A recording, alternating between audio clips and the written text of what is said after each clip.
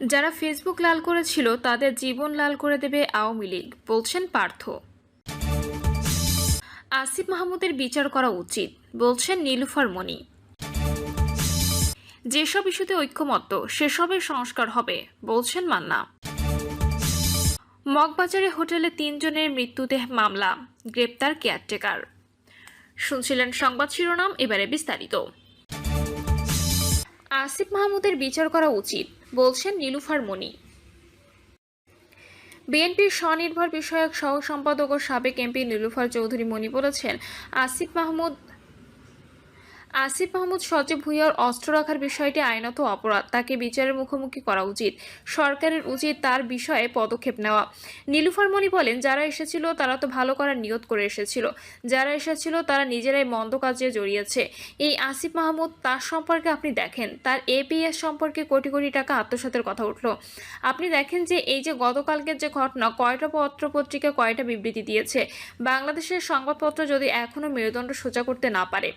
আসিফের অস্ত্র প্রসঙ্গে নীলুফার মনি বলেন, এই ঘটনাকে কেন্দ্র করে সে দেশীয় এবং আন্তর্জাতিক সব আইন লঙ্ঘন করেছে। 2 নম্বর, সে 47 হোক বা ম্যাগাজিন হোক, গুলি ভর্তি ছিল। আমি নিজে সংসদ সদস্য ছিলাম, আমার লাইসেন্স করার কথা ছিল। আমি যখন গিয়েছি আমি লাইসেন্স করিনি। আমি কিন্তু ওই শর্ত ফিলাপের চিন্তা দেখে পিছিয়ে এসেছিলাম। আজকে যে 10 মাসের উপদেষ্টা, 10 মাস আগে তার পরিচয় ছিল বিশ্ববিদ্যালয়ের হলের ডাল ভাত খাওয়া পরিচিতি। তার বাবা একটা স্কুল মাস্টার। এমন কোনো কিছু ছিল না যে সেটা পাহারা দেওয়ার জন্য তার অস্ত্রের দরকার। তার কি টিন সার্টিফিকেট ছিল? একটা টিন সার্টিফিকেট না থাকলে এটার তো প্রশ্নই আসে না। 10 মাসে ধরলাম টিন সার্টিফিকেট করেছে।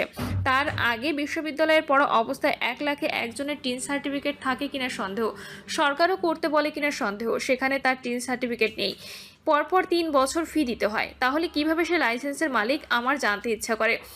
আসিফের বিচার হওয়া উচিত উল্লেখ করে নীলুফার মনি বলেন, হলে আমি থেকেছি, কয় টাকা দিয়ে হলে জীবনযাপন করতে হয় এবং মাসের 20 তারিখের পর একটা ছেলেমেয়ের কী অবস্থা হয়, এগুলো কিন্তু আমরা সবাই জানি। তাই বলতে চাই, তার বিচার করা উচিত, তার এখনই পদত্যাগ করা উচিত এবং এরপর বিচারের মুখোমুখি হওয়া উচিত। সরকারের উচিত নিরপেক্ষভাবে এটার জন্য তদন্ত হয়। যেসব ইস্যুতে ঐক্যমত্য সেসবের সংস্কার হবে, বলছেন মান্না। দেশের রাজনীতিতে নতুন এক সংস্কৃতি হিসেবে উঠে এসেছে আলোচনা এবং ঐক্যমত্যের চেষ্টা।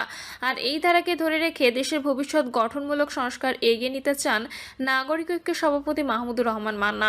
তিনি বলেছেন, আলোচনার মাধ্যমে যতদূর ঐক্যমত্য হবে ততদূর সংস্কার হবে, বাকি সংস্কার পরবর্তীতে।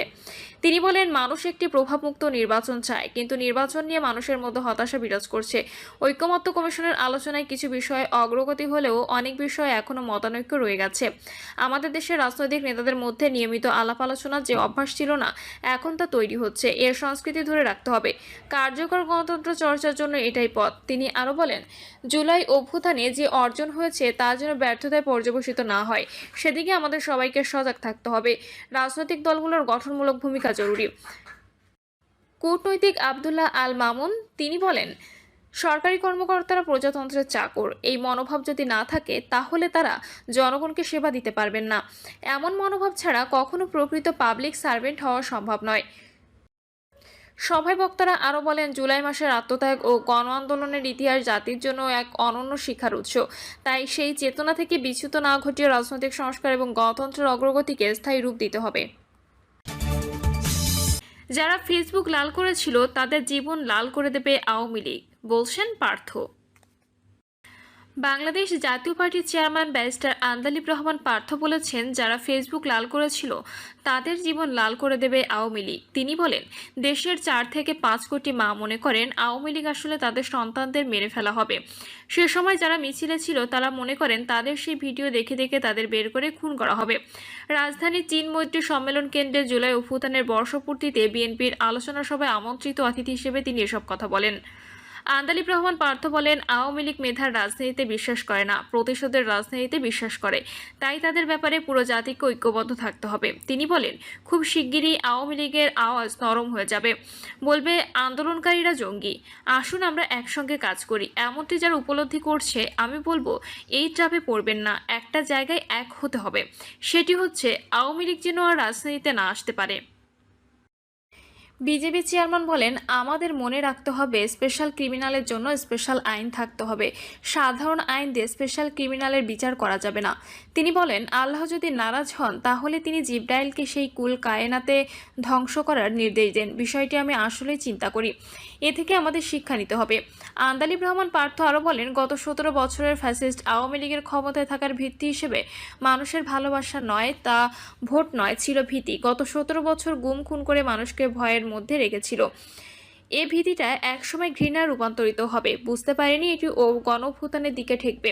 আমি আরেকটি কথা সবসময় বলি, আমি বিশ্বাস করি তাই আমি বলি, কত বড় একটি রাজনৈতিক দল কিভাবে বাংলাদেশের মানুষের মন থেকে উঠে গেল, কেমনভাবে এত বড় একটা ঘৃণার পাত্র হিসেবে পরিণত হলো।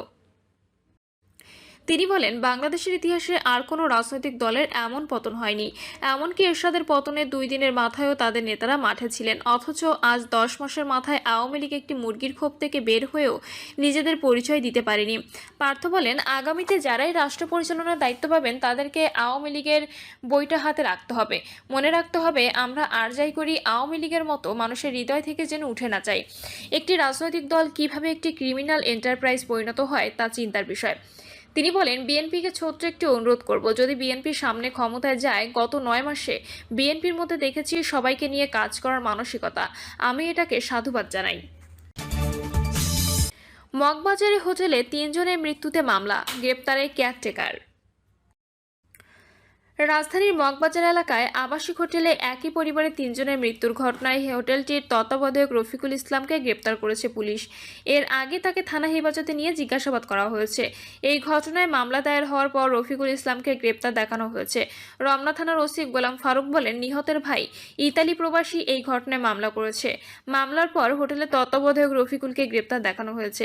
জিজ্ঞাসাবাদের জন্য আনার পর মামলায় রফিকুল ইসলাম গ্রেপ্তার দেখানো প্রসঙ্গে ওসি বলেন, তিনি মূলত তাদের বাইরে থেকে খাবার এনে খাইয়েছেন। তারা অসুস্থ হওয়ার পর হাসপাতালে নিয়ে গেছেন। একই ঘটনায় তাকে সহ যে হোটেল থেকে খাবার আনা হয়েছিল সেই হোটেলের সকল কর্মচারী, বাবুর্চি এবং ওই পরিবারের কয়েকজন আত্মীয়কে জিজ্ঞাসাবাদ করা হয়েছে। উল্লেখ্য, গত শনিবার ছেলের চিকিৎসার জন্য প্রবাসী মনির হোসেন তার স্ত্রী স্বপ্না আক্তার, ছেলে নাইমকে নিয়ে ঢাকায় আসেন এবং মগবাজারে হোটেল সুইট স্লিপে ওঠেন। তারা রাতে খাবার খেয়ে ঘুমিয়ে পড়েন, কিন্তু পরদিন সকালে তারা 3 জন অসুস্থ হয়ে পড়েন। তাদের নিকটস্থ হাসপাতালে নেওয়া হলে চিকিৎসক মৃত ঘোষণা করে। আলোচিত এ ঘটনার পর থেকে পুলিশ খাদ্যে বিষক্রিয়া হয়ে তাদের মৃত্যু হতে পারে বলে ধারণা করে আসছে। প্রিয় দর্শক, এই ছিল এখনকার সর্বশেষ সংবাদ। আপডেট সব সংবাদ পেতে চ্যানেলটি সাবস্ক্রাইব করে বেল আইকনটি ক্লিক করে রাখুন।